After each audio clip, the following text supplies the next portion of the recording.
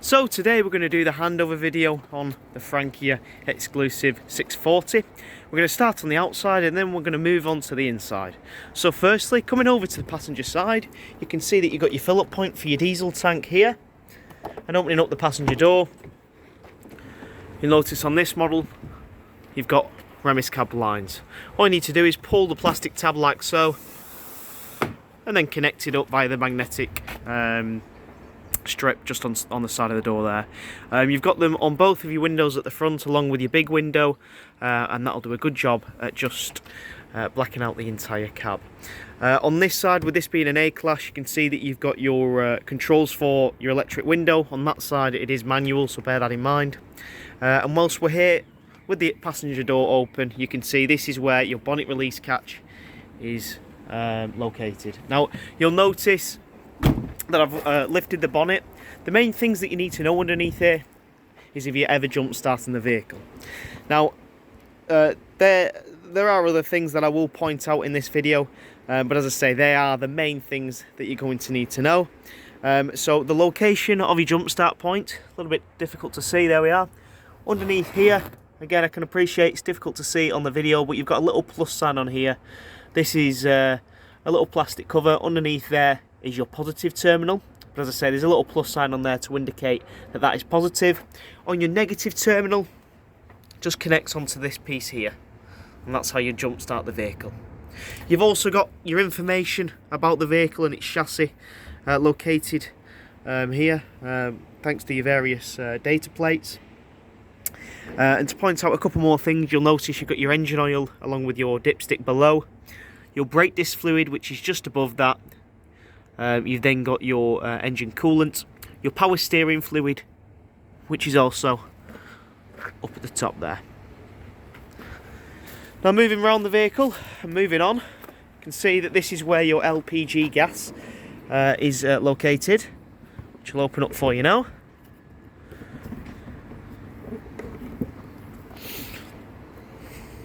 As you can see, you've got space for two gas bottles here onto the regulator. Now you do need to bear in mind that when travelling, the gas is always turned off at the bottle, and then when on site, you can turn the bottle on, obviously for safety reasons, so just bear that in mind. With these locks, all you need to do is turn, get your key, press that in and turn the key, and that will then keep the locks locked. You have two on all of your doors. Moving on, you've then got this lift up piece here to access the point of the storage. Now do bear in mind that this vehicle has not been valeted yet. I'm just trying to get this video to you before your collection date. So do look past that, but you can see here gives you access to your storage, and also clearly shows you your double height floor, which is throughout the vehicle. On the other side, you've got another access point. In here we've got your carpets, as well as some ladders as well, which connect onto the back. Moving on and around, you can see you've got your habitation door, and right next to that you've got your two fridge vents. Now your two fridge vents, you've got to bear in mind, it needs to ideally be in somewhere that's cool or shaded, because as you can imagine, if it's a hot day, this is where the fridge pulls its air from in order to cool the fridge. If it is a hot day and you've got the sun baking down on this side of the vehicle, it's going to struggle to do that. So just bear that in mind. If you can, pull the awning out and just keep this area under shade. You can also buy protectors for these, or covers rather, so when you are storing the vehicle, you can put them covers on during the winter months. At the back here, you've then got a little bit more storage thanks to the double floor. And before moving on to the back, as I mentioned, you have got your awning, which is a Dometic awning on the side here. Now you need to ensure that the awning, when it is windy, the awning is taken back in. Never leave the awning out at night, and as I say, if it's windy, just take the awning back in, because as you can imagine, it's like a massive sail. So if you get a bit of wind underneath this, it will pull through the awning, potentially ripping it and damaging it, and also injuring others. So just, there's no point. So if there is a bit of wind, just take it straight in. The same goes for if it's raining. They are waterproof to some extent, but you've got to bear in mind that you are going to need to dry that awning out when you get a nice warm day, or else it'll just lead to mould and will eventually decay the canvas on the awning. So again, just bear that in mind. There's some legs in the awning where you can unscrew them and they pop out, but I'll send you a video separately on how the awning works, as there's only one of me today, so I can show you how that works on a separate video. Moving to the back, you can see you've got your bike rack here along with your ladders. When I move on over to the other side, that little bit of storage that I mentioned in the floor is housing your ladders. Your ladders just connect onto here and allow you to get up onto the roof for cleaning and general maintenance. And then right at the back up at the top, you can see you've got your reversing camera, which is nicely hidden up there. Moving to the other side now, this brings us on to your cassette toilet. So this is where the cassette is located. It's dead easy and simple. All you need to do is pull up on this orange tab, pull the cassette out like so. Before removing it, I did check before filming the video that you should always ensure that the blade on the toilet is closed. If the blade is open, what will happen is you'll come to remove this and your toilet will get jammed. Your toilet cassette rather. And what we've had in the past is people have pulled that and ultimately broken the system. So just bear that in mind. If it feels like it's being forced or it's getting stuck, you're doing something wrong. So just always make sure that blade is closed. And I'll show you how that blade operates when we're on the inside of the vehicle. But carrying on, all you need to do is pull it out like so, and it gains you access to the cassette. To empty the cassette, all you need to do is turn the lever so this funnel angles outwards, remove the cap, and then using the orange button right on the back of the cassette, click that in. That will release an internal vacuum and will therefore allow you to empty all of the contents of the cassette. You have also got this little orange tab as well, which moves. As you can see, that turns around. You should never need to touch this. This should always stay in this position. This is in essence what makes contact with the blade and allows the cassette to open and close. But as I say, never need to move this. If this is slightly off for whatever reason, it will stop you from putting the cassette back in. You can put a bit of water in here just to swivel it out, and if you have got blue fluid or toilet sachets, they can go in the cap. When you're done, all you need to do, as I say, push that back in, line it up like so, and then slide the cassette in until the handle connects back in here. And as you can see, that's not going anywhere, so it's nice and secure. Next on this vehicle, it's dead handy this. It brings us on to one of your drain down points. Now, in your vehicles or your motorhomes, you usually have three main drain down points. You've got your wastewater, your fresh water, and then your boiler drain down point. All very important. This has got an additional one, and this is for the wastewater drain down point if you're on a smart site. So say, for example, you're on a campsite which allows you to hook straight up to your wastewater tank, and instead of waiting until that gets full and then moving off the pitch to dump the water, what this will allow you to do is to simply remove this. This then, as you can see, is coiled up, and this will then go into your point on the campsite, so your wastewater tank, or wastewater grid rather, on the smart campsite. And it means any water that comes through and down to your plugs into your wastewater tank will automatically come out and be dumped. So then that way you've not got any wastewater in the vehicle, you're not holding anything, and then that way it just all drains out. Now, you've got to bear in mind this will only work if you have if your tank is 100% full. If it's not 100% full, this won't work. It won't allow you to drain anything. So just bear that in mind. It'll only work if it's 100% full, because it's there to obviously act as an overspill cap for when you're on the campsite. Now, you'll also notice you can actually leave this in here. That's where this locates, just in here. If you didn't want to remove that, but that is designed obviously to go into it. You'll also notice, as I mentioned, you've got this lever here. If you pull that, that will then release the water from the wastewater tank, and that will allow it to drain out. But as I mentioned, this is not your primary wastewater tank. drain down point rather. That is on the inside of the vehicle, along with your fresh water tank and boiler drain down point. But I'll show you how that operates later. Next, moving on from this, you can see I've just pulled the hose out here. This just does clip onto these clips here, but this is in order to fill up your fresh water tank.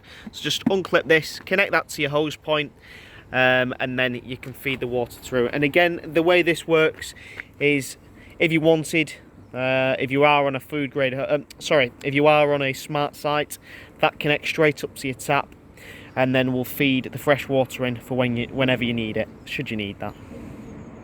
Finally, next up in this compartment, you've got your electric hookup point. This is for your 230 mains electric, so when you're on site you can plug straight into that, and that will enable you to have 240 volt electric. When you're done with that, as always, turn the lock to lock it into place. Moving on, you can see you've got your trim vent cover here. This is the trim vent. It does get very hot.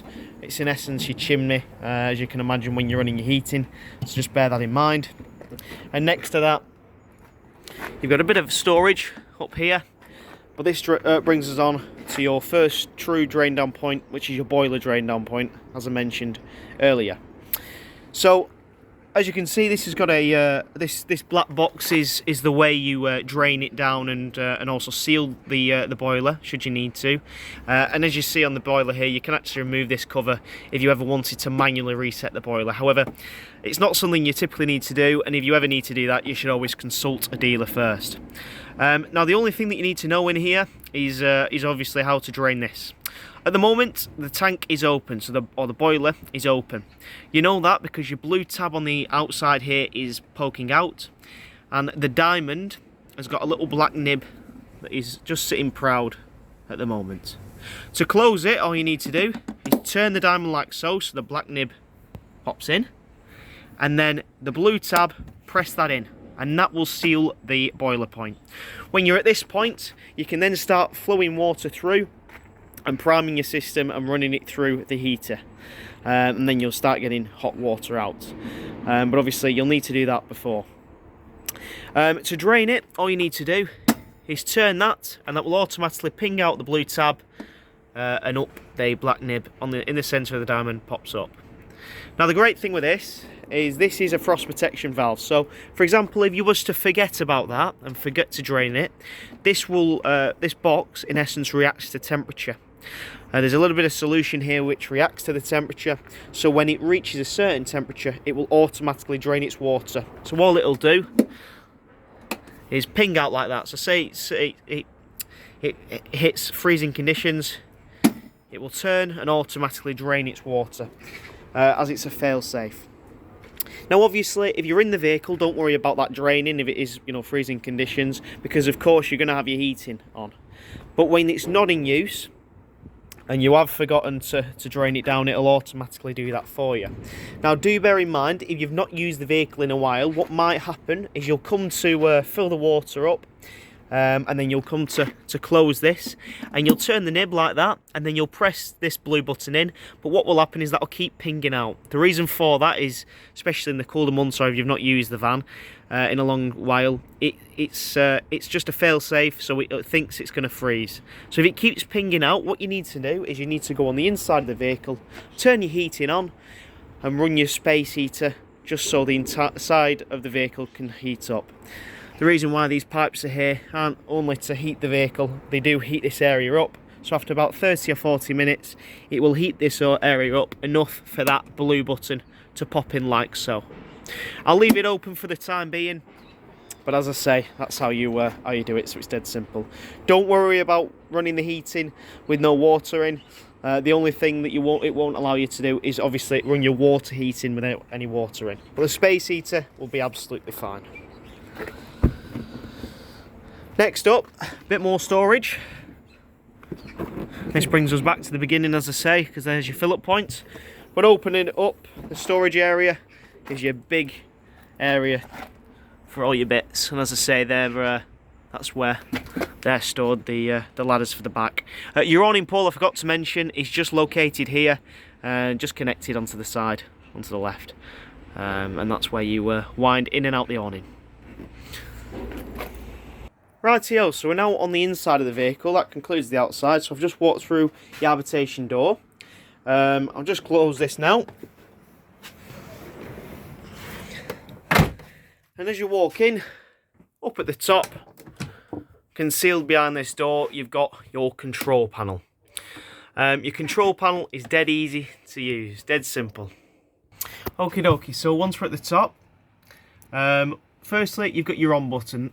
As you can see for this 12 volt section here, click that and that will turn on and off the 12 volt system.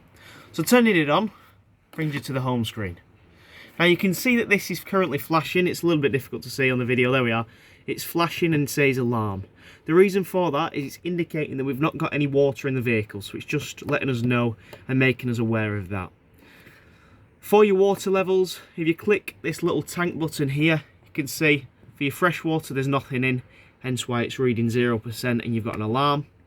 Wastewater is the exact same, it's reading nothing. And then if you click it again,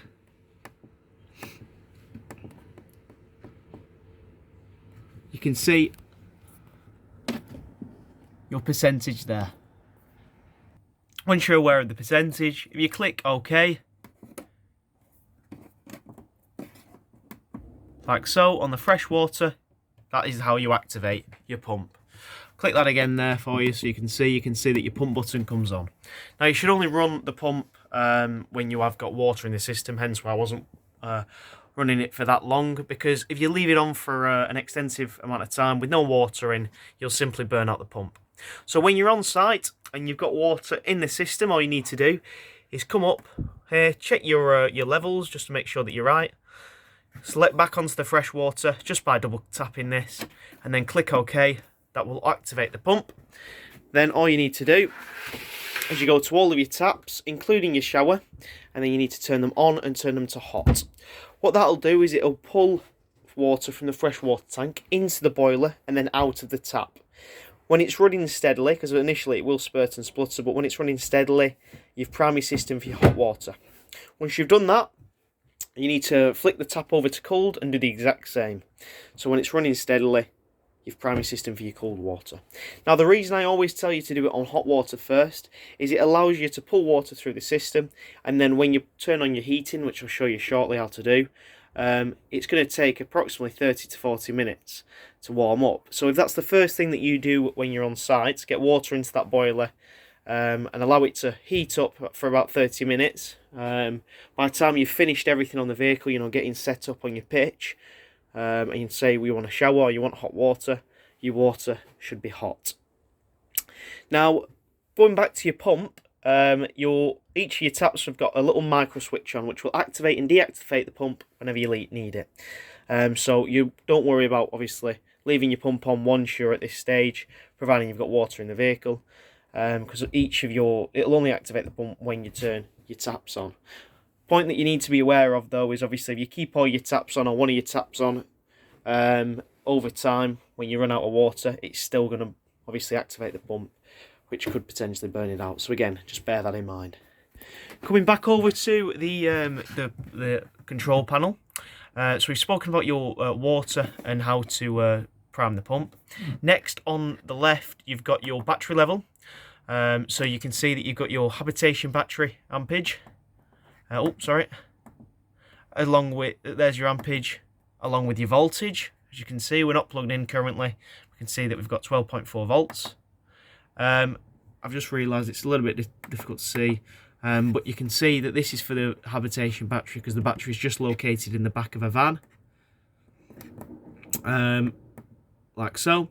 And then for your vehicle battery, click that again, and it'll changes the battery to the front of the van, which indicates the vehicle battery, and there you can see the voltage that it shows. Now to see each one, all you need to do is just keep clicking, and that'll allow you to flick through the options. You could also, if you wanted, click these to go back and forth should you want to. Up at the top, nothing fancy, it's just your time, so you can change the time. It'll also show you obviously temperature and things like that.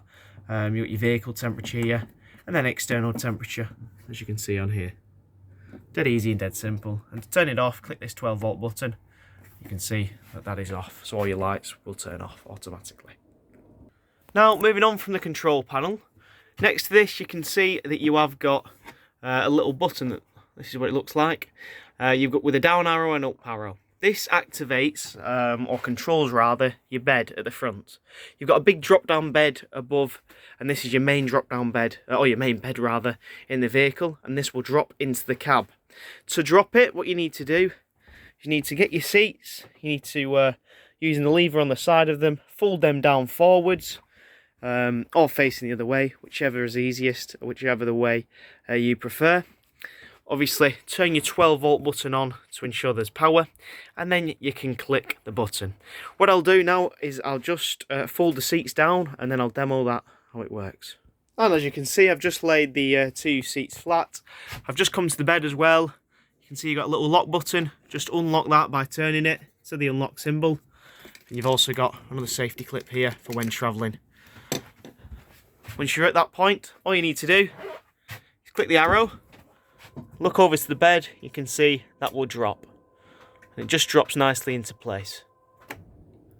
And with the bed dropped, you can see you've got access to a transverse bed here. Now, should you want to, you can turn this into a lengthwise bed very, very easily. All you've got to do, you'll notice you've got these handles here. All you need to do is pull that towards you, like you can see. This pulls all the way to the front. Just put that mattress back. And using 2 cushions that I'll pop into the centre here, this will turn the bed into a huge double bed where you can sleep lengthways in the vehicle. You've also got a ladder as well, which will connect onto here, which will allow you up and out of the bed. And as you can see, ladder is in place with your 2 foam inserts, and this creates your big double bed at the front. And as you can see, your bed is now up at the top position. You can see that you gain your lounge back.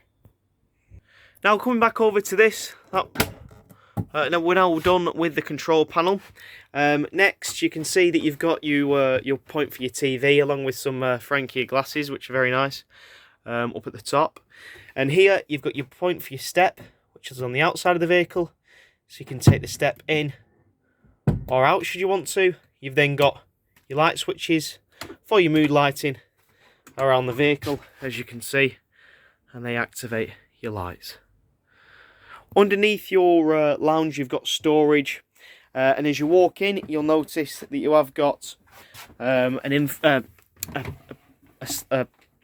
can't speak, sorry, the floor that lifts up, which will allow you a little bit of storage, but will also allow you access to the vehicle's leisure battery. The leisure battery is located just at the back there, as you can see, and as I say, a bit more space for storage. On this side, underneath here, you unclip these clips,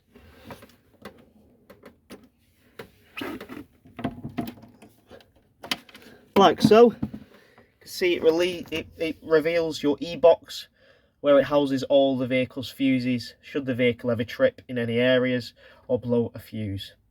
And this is where this is located. Your RCD breaker is located in your storage area for your hanging space, and I'll show you where that is located shortly. So moving into the kitchen area now, and on from the lounge. We've discussed obviously about priming your system with your tap, so we're sorted with that. You've got your hob, which are all gas rings conveniently, along with plenty of worktop space. In this vehicle you've got an extractor fan with some really good storage at the top.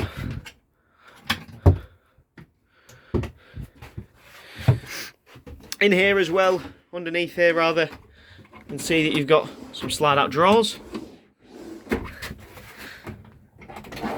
which are again really good for storage. And in this top drawer you've got your cutlery drawer, and we've put all your sink plugs in here. As I mentioned, the vehicle hasn't been valeted yet, so do look past any dirt that you see. Moving on up to the top, you can see that you've got a second control panel, along with a 12 volt cigarette lighter here. So this is for like your 12 volt point rather, not cigarette lighter, what am I saying? And then beneath you've got a 230 volt socket. Now, firstly, coming up to the trimmer control panel, really simple, dead easy to use. All you need to do is click on, and everything below the line on here is what you want to select. So, firstly, you've got your vehicle's temperature. Click this. Oh, 1 second. Click that, and it'll allow you to put the temperature all the way up to 30 degrees should you want to.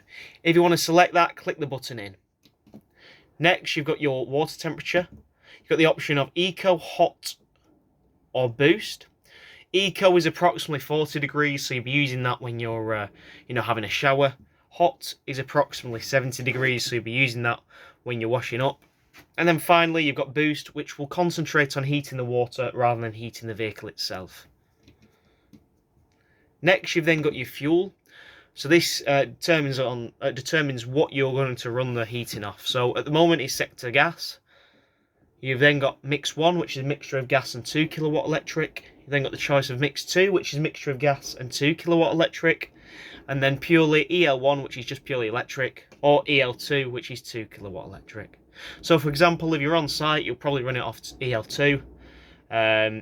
Say for example, if you are limited to EL1, what I'd recommend is putting it on gas just to get it up to temperature. Gas will always win. In that case, it's always the best at getting your vehicle up to temperature. So if it is struggling, you can always turn it on to gas first. Moving on, you've then got your vent. So this is the fan speed. Now at the moment, because I've not got anything selected, it's only giving me the option of vent, which will recirculate the air in the vehicle. If you want, when you've selected stuff, it'll give you the option of Eco, High or Boost, similar to your water temperature. Eco is just a pleasant fan speed. High is a lot more of an intense speed, and then Boost, what that does is it concentrates on heating the water. On heating the vehicle rather than the water. So it works vice versa of before, as I mentioned. Now, coming back up to the control panel, if I carry on scrolling, you've got in the corner here a timer. So you could set a timer if you wanted to when you're walking out and about in the vehicle. You've then got the vehicle's control panel for the time. So you wanted to set the time, you can do. And then finally, you've got your settings. In your settings, there's not many things that you need to know. The main thing that you need to know is your reset button, which is just here. Now, you'll need to reset the vehicle, or the control panel at least, if you ever get an error code. Now, the main reason you get an error code is if you've selected the wrong fuel, for example. So say you are trying to run the heating off gas, but you've not got any gas in the vehicle, you'll get an error code. So it'll keep flashing onto here.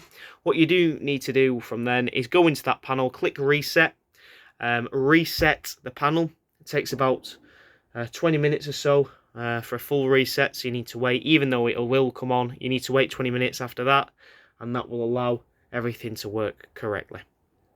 But that's just one of the few examples, but that is where you can reset it from. As I mentioned outside, you can do a manual reset on the boiler yourself, but you need to contact your dealer for that. We'll talk you through how to do that on the phone. To turn this off, all you need to do is hold the button, and as you can see, that will turn the panel off. Rightio, so next you can see you've got a bit of storage in here, but you've got your oven and grill up at the top, and then you've got your fridge. Your fridge, dead simple. With your freezer, put frozen things in, not cold things. And with your fridge, put cold things in if you want them to be cold. The fridge does a very good job at maintaining the temperature, but at times doesn't do the best at jobs at getting it down to temperature, depending on obviously the climate of that particular day. So just bear that in mind. You've got to bear in mind as well that this doesn't draw as much power as your fridge at home. So it'll do a better job at maintaining it rather than obviously getting something down to temperature. Having said that, if I open up the fridge, your control panel is just located here. As I mentioned, this is a Dometic fridge. It's a three-way system. The reason it's a three-way system is there's 3 ways to power it. So firstly, you've got your on button. As you can see, that turns the lights on the fridge. To turn that off, all you need to do is hold that should you want to. So the options that you've got your first little symbol that is a little plug, and that stands for 230 volt electric. So when you're on site, you can click that, and that will allow you to run it off 230 volts. Next, you've got a little flame symbol, and that's for your gas. So if you're wild camping, you can run it off your gas. And then finally, you've got a little 12-volt battery for your leisure battery. This will allow your system to run off your leisure battery for when you're travelling. Now, a lot of people think that they can run the fridge off their 12-volt system or the 12-volt leisure battery when they're stationary. So when you're wild camping, let's say. That's not the case. If it was, you'd simply burn the system of all of its power. So in that case, you can only run the fridge off gas when you're stationary and you're not hooked up to anything. If you're travelling, this vehicle has a built-in alternator which will send a feed of charge to your leisure battery, which will obviously power the fridge. So that way you can run it off your 12-volt leisure battery. Now finally, on this row, you've got a little A button. This stands for automatic. The great thing with this is if you click auto, it will automatically assign whichever fuel you've got. If you've got none of the fuels, it will automatically assign gas as a default. But as I mentioned, if you've got either one of them, it will obviously connect and decide for you. You've then got the fridge temperature here, and then you've got this little button here. This basically means that you can recirculate the air in the fridge. And then finally, this little triangle with an exclamation mark is just a reset button should you need to reset the fridge. Next to the fridge, you've got all your hanging space here, and as I mentioned, your RCD breaker is just located underneath here. So if the vehicle ever trips, you can come to this point here. Up at the top as well, you'll notice that you've got your aerial.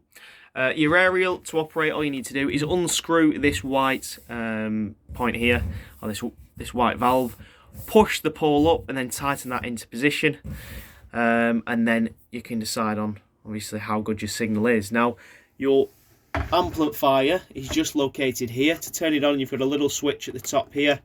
I'll do that now. You can see that that just lights up. But at the moment, it's lighting up amber. This will depend on how good the signal is. So currently, we're not getting the best of signals. Red is the worst, amber's mediocre, green is the best. So you're after green, really. So leave that on. Worth knowing that that will only turn on with your control panel on. But over the door, so just bear that in mind. But once you're at this stage, as I say, you can obviously release this, push this up. You have got a little arm on the end of the aerial as well, should you want to tilt and rotate the head for better signal. You've got a dial up here as well, which you can change to alternate between how much signal you're getting, and there's a little switch here that turns it on and off should you want to. Okie dokie, so moving on, just before we go into the bathroom area, you can see that you've got your hatch in the floor here, another one. Lift this up, like so, and this will show you your wastewater, your freshwater drain down points. These are your two final drain down points in the vehicle. They're dead handy because they're next to each other. So your wastewater is in the black tank here. To drain down the wastewater, and this will be on the majority of sites. Obviously, as I mentioned, if you're on a smart site, you can use that thing outside. But if you're not, all you need to do is unscrew this cap. I can't get the twist on it because I'm filming. But remove this cap, and there's a little bung on the inside. All you need to do, it's connected via a chain rather. Pull that, and that will empty the water. When you're done, you can just push that back in. It's like a little plug, and as I say, it's connected to a chain on the inside of the tank. For the fresh water, as I mentioned, you can access the inside of the tank by removing this, should you want to. But to drain this, instead of putting your hand in there, all you've got to do is turn this valve like so. So, tighten it up like that. Oh, but that closes it, and the other way will open it. Now, the great thing with this is this will, as I say, open and close your freshwater tank, and when you're on site, there'll be a big grid that you can drive over to empty that out. Now, the nice thing with this is there's a little lug in it. You won't really be able to hear it on the video, but I can actually feel it. This will allow you to drain the entire tank down to 20 litres. So if I get to that lug there, I can feel that lug there, it's a little bit harder to turn. That will drain the entire tank down to 20 litres, and it's a quick drain down point. It's designed for if you are travelling with water in the system. The manufacturer recommends you travel with 20 litres due to weight distribution and payload. So with that in mind, travel with 20 litres. If you want to drain the entire thing, just keep swivelling and rotating past that lug, and that will drain the entire thing down. Moving on from your tanks, you've got your shower here. We've discussed that along with your sink. As I say, we've discussed that as well about priming it. And finally, this brings us on to your toilet. So, as I mentioned, it's really important that the blade is always closed when the toilet isn't in use. The blade is just this piece of silver plastic here. Push that away from you to open it. Push it to you to close it. So when in use, all you need to do is pull that away, and that will open up the cassette, so all the waste can drop into the cassette. Once you've done that, click your blue button, and that will flush the system, so all the waste can go and be flushed into the cassette. And once you've done that, pull the blade back. You pull the blade back for two reasons. The main reason is it stops any odours in the cassette from escaping, but it'll also get you into the habit of that being closed, so when you come to remove the cassette, you won't run into the issue of it jamming. Coming back up to this as well, the blue button, as I mentioned, activates your flush. Do bear in mind you're going to need your pump on for that to activate, and you'll get a little red light on here just to indicate when that is full. So when you get that, just empty the cassette. Now, before we conclude for today, on all of your windows, you've got a fly screen along with a blackout blind, as well as these points here, the little anchor points which release the window. These are on a ratchet, so you just need to listen to them, in essence, click into place, and that'll allow you to open the window. You can put the window on venting should you want to, like so. So you can see there's a bit of airflow that is allowed to come through, but you need to bear in mind if you're travelling, these should always be shut tight. And the same goes for, obviously, your skylights. And that concludes the handover video on the Frankia Exclusiv 640. I hope you enjoyed.